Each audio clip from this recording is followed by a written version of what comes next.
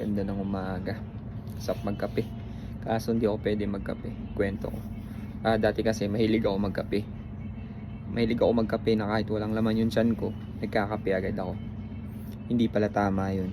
Hanggang sa, ayun, na hospital ako. At nagkaroon ako ng acid reflux. Nakagawian ko kasi noon, na pagkagising sa umaga, timpla agad ng kape. Kahit na hindi man lang ako minom ng tubig. Dire-diretso ako hanggang sa naging hobby ko yun. Hanggang sa, ayun, tinamaan ako ng sakit. Ayun, hindi tuloy.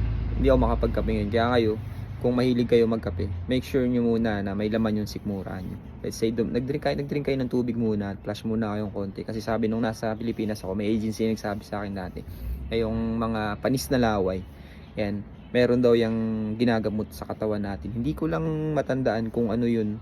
Pero nakalimutan ko na kasi. Pero paulit-ulit nila sa akin sinasabi dati na yung mga panis na laway, dapat iniinom natin yan. Dapat inuman natin ng tubig. Kasi may gumagamot sila sa katawan natin. Nakalimutan ko lang kung ano.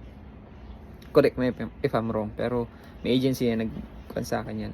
Nagsasabi. Kaya kayo guys, instead dire-diretso kayo magkape, kumain muna kayo kahit konti. Kahit tinapay lang, kain kayo tapos inom kayong tubig.